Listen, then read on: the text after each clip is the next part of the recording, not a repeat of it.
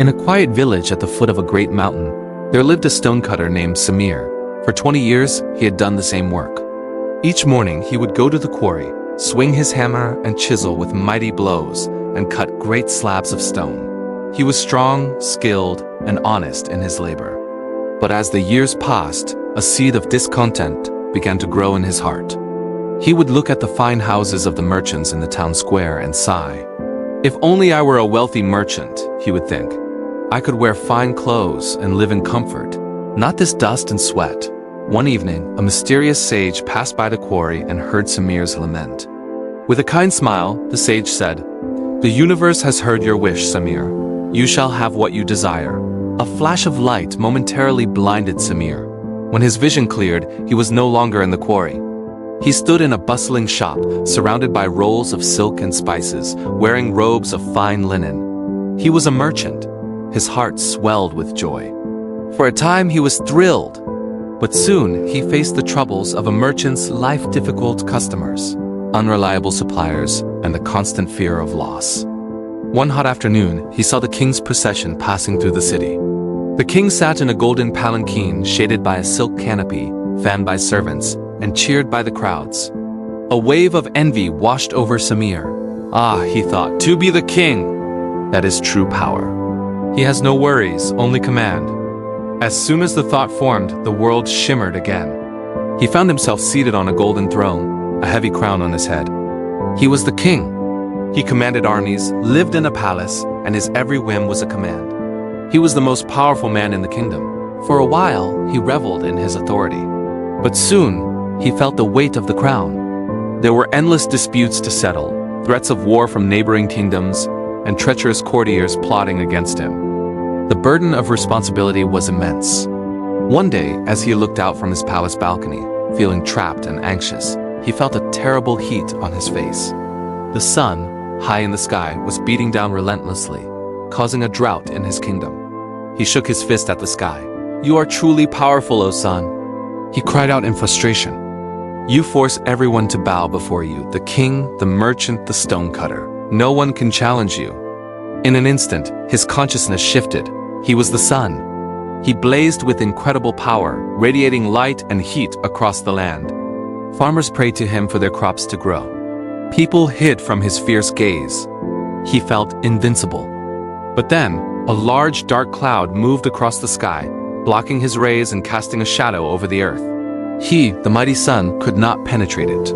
He poured all his energy, but the cloud grew thicker, bringing rain and relief to the parched land below. A cloud! Samir thought now as the sun. This simple cloud is more powerful than I am. It can stop my rays and give life to the world. Immediately, he became the cloud. He was vast, floating freely, pouring life-giving rain onto the earth. He felt a sense of purpose. But soon, a great wind began to blow, tearing him apart, scattering his vapors, and pushing him across the sky. He was powerless against it. The wind, he realized. The wind is the true master. It commands the clouds and shapes the earth. And so he became the wind. He roared with exhilaration, howling through valleys, bending trees, and driving ships across the sea. He was untamable. He blew with all his might until he came to a stop. He could go no further. A massive, immovable object stood in his path, a gigantic, ancient mountain of solid stone. He pushed and pushed, but the mountain did not even tremble. It had stood for millennia, weathering every storm. He sighed, a sound that became a gentle breeze. This mountain, he thought with ultimate respect, is the most powerful of all. It withstands the sun, catches the clouds, and defies the wind. Nothing can move it. For the last time, the transformation occurred. He was the mountain. He was immense, eternal, and unshakable. He felt a deep, profound peace. For centuries, he stood, silent and strong, watching civilizations rise and fall. Then, one morning, he felt a tiny, familiar tapping sensation at his base. Tap, tap. It was a persistent, rhythmic sound. He focused his awareness and saw a small figure, covered in dust, swinging a hammer and chisel. It was a stonecutter. The man was cutting a large slab from the mountain's very own rock. With every skillful blow, a piece of the mighty mountain was being shaped and carried away. The mountain, in all its timeless power, was being changed by the will and the work of this humble man. In that moment, Samir's soul understood everything. A final flash returned him to his own body. He was back in his quarry, his own hammer and chisel in his hands. But he was a changed man. He no longer looked at the merchant's house with envy. He did not long for the king's power. He looked at the solid stone before him, and then at his own strong, capable hands. A smile of deep contentment spread across his face. He had spent his life searching for power everywhere, only to find it had been in his own hands all along. He lifted his tools and went back to work, not with a heart of discontent, but with a spirit of pride and purpose. He was the stonecutter, and in his own way, he was shaping the world. The moral of the story: we often look at the lives of others and wish for their position, their wealth, or their perceived power. We believe the grass is greener on the other side. But this story teaches us that every role has its own challenges and burdens. The sun is plagued by the cloud is ruled by the wind, and the wind is stopped by the mountain. True power and contentment are not found in becoming someone else, but in mastering your own craft and appreciating your own unique strengths.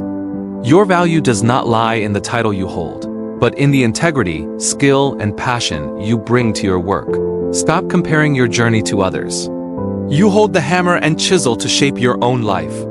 Embrace your role, master it, and you will discover that you are more powerful than you ever imagined. If this story helped you appreciate your own unique path, please share this video to inspire others. Let us know in the comments what you are mastering in your own life. Don't forget to subscribe and hit the bell for more wisdom every week. Until next time, remember your greatest power lies in your own hands.